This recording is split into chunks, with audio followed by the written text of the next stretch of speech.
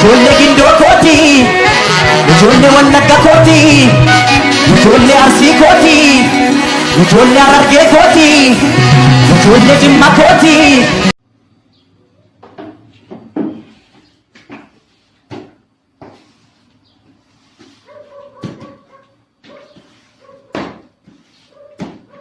Mana video rawat tu macam, ha? Video mesti bo.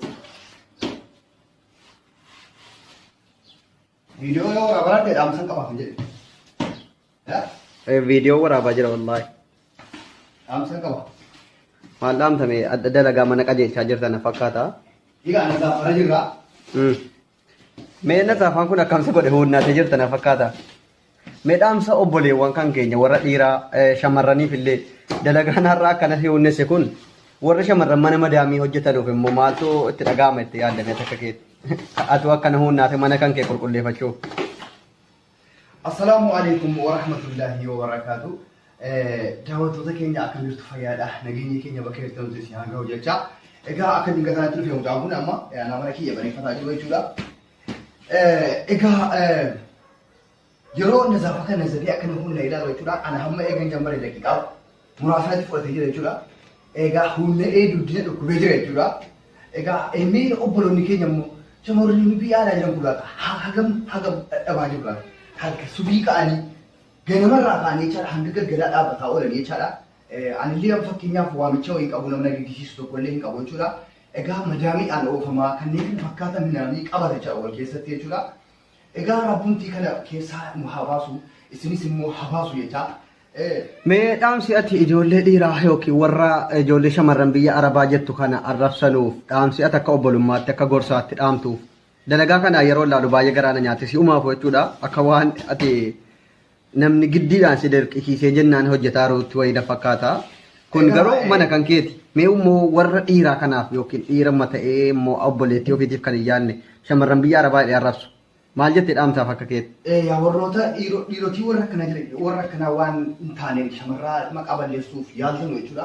Egaa isii ofiif kunuu akkana humnaatee jechuudha kan isin guyyaa guutuu ibidda keessa oolte jechuudha kan isin gargaraa argalfattu jechuudha.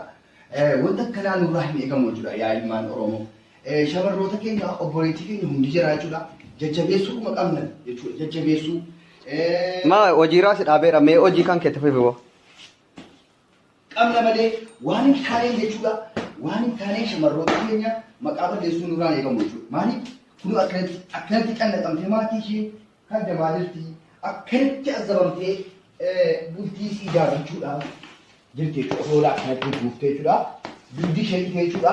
Dubartii jechuun haadha keenya tokko haadha keenya jechuudha dubartii jechuun. Xiqqoo filaalinaa xiqqoo guddaa ilaalinaa haadhuma keenya jechuudha. Boris haadha ammaa haadha amiir kan taatu ishee jechuudha.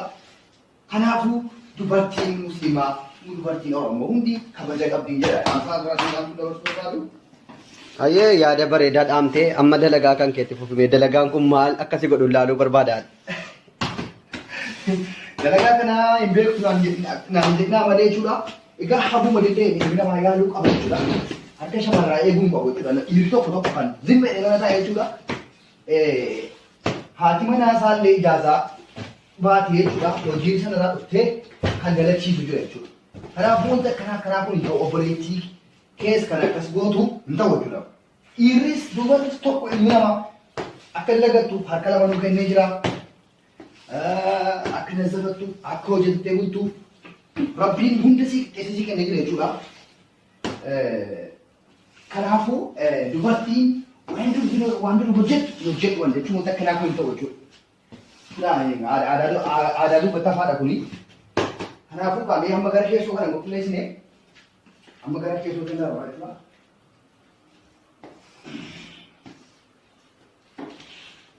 Dubartiin irraa hojjetaa jira.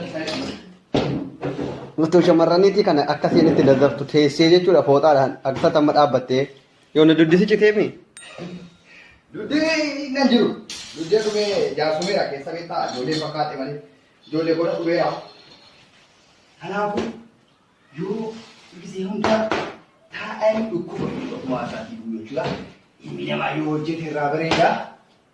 Kanaaf mana keenya kan bareeffatu dhiiraaf durba jechuun hin ta'u. Warri immoo shamarraatti waan hin taane dubbatti jechuudha. Mi'a tokko bishaan fudhadhee dhufa. Dhaggeeffattoota keenya wajjin ture haasa'iste. Baay'ee nama dhibaa. Kunoo ofii isaatiif akkanatti mana isaa qajeelfataa jira. Haala nama dhibuun wanti shamarran keenya keessa jiran yeroo ilaalanu baay'ee garaa nama nyaata. Kunoo akkanatti gaafa duddaa citanii jarri nazaafaa qulqullina kana utuu madaamiin asitti jitu qulqulleessanii maal jedhanu nuti shamarran biyya Arabaa jennee gaafa arrabsinu baay'ee nama qaanfachiisa wallaahi warra akkasii irraa adabadhaa. Mee kana irraa barumsa fudhaa. Har'a kunoo ofii keenyaaf mana qulqulleeffataa jirra. Innillee kunoo akkanatti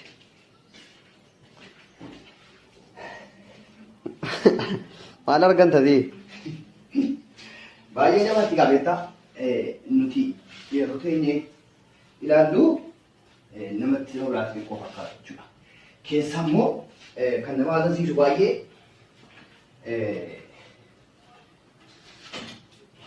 kan baay'ee nama gaddisiisu maal beektaa? Namni tokko tokko kan shamarraa biyya Arabaa jedhanii xiqqeessatu jiru. Waan jirre keessa jiran rabbiin qofatu beeka jechuudha. Ofirraa akka fakkeenyaatti yoo ta'an ilaallu kun amma akka inni ulfaatu beeka jechuudha. Saniyyuu immoo waamamaa oofamaa waan adda addaa kana godhamaati jiru. Arraasamaa taali jedhama. Waan akkana jira jechuudha. An garuu an danda'u Arabaa kanaa jechuuti. Jarri danda'u jechuudha. Kanaaf dandeessuudha shamarraa jechuun dandeessuudha sabrii qabaattu sabriidha. Warri sun sabrii qabu jechuudha. Sabrii qabaatanii malee an arguu yaa. Ilaagaa dhaggeeffattoota kan keenya amma qulqulleeffamuu jira mana akkana baay'ee badee jiru booda garuu ala qulqulleeffamee ka'e maal akka fakkaatu sin daawwachiifna. Manni kun olaala mana kanatti badee jiru shamarran olaata waan akkamii godhaa oolti jettanii ilaaltu sinillee daawwattu of yaadattu shamarran keessaniifis obboleewwan keessaniifis ni yaaddu.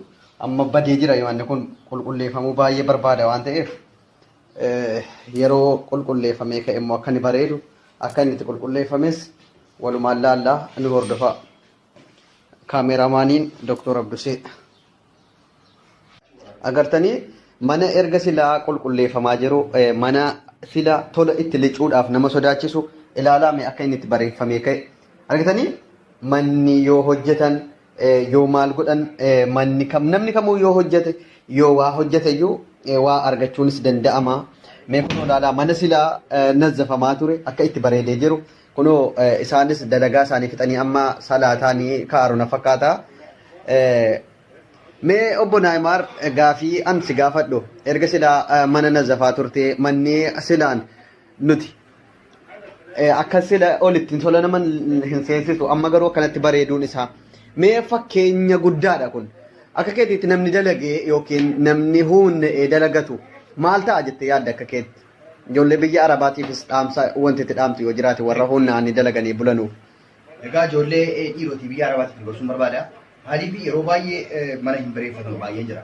Mana aqaddaachuu yookiin mana kamiyyuu isaa taanaan yoo dalagaa Arabaallee ta'e yoo sirrii qulqulleessitee sirraa bareedaa ramni illee jaallatti jechuudha. Hojii kee jaallatti jechuudha. Mana keessi immoo sirriitti qabachuu qabdu. Maaliif qulqullina jechuun waa baay'eedhaaf gaariidha. Qulqullina jechuun waa baay'eef gaariidha. Kanuma duddi garuu nan jiru jechuudha. Shamarraa kiyyaaf jechuudha. Obboleettii kootiif obboleettii koo biyya Arabaa jiraatan hundaafuu reef naa galee jechuudha. Dhugaadha namni akkana dalagee beeku janaafis hin baraa jechuudha. Waan adda addaatiin maqaa barreessuurra jajjabaadhaa rabbi isin gargaaru jabaadhaa haalli keessanitti rabbiin bakka guddaa keessanii cinqii sana keessaa isin haa baasu jechaa obbo Naayimar asumaan du'aayii xiqqoo isinii godhanii jiru jechuudha. Egaa hundumti keessanuu barumsa irraa argattu jedheen abdii qabaa. Amma manni kun sila isaa jechuudha ol lichisu. Kanaafuu ol lichisu jechuudha manni kuni. Kanaafuu waan adda addaa barumsa adda addaa nurraa argachuuf YouTube Naayimar Fuad subscribe gochuudhaan kunoo fakkeenya adda addaa irraa Sichi waan akka barumsa adda addaa eegaluuf na fakkaata. Wanti akkaataa nyaanni itti qopheeffatamu mana keessa akkamitti jedhus kan itti fufaa baay'ee galatoome Naayimar Fuad keenya.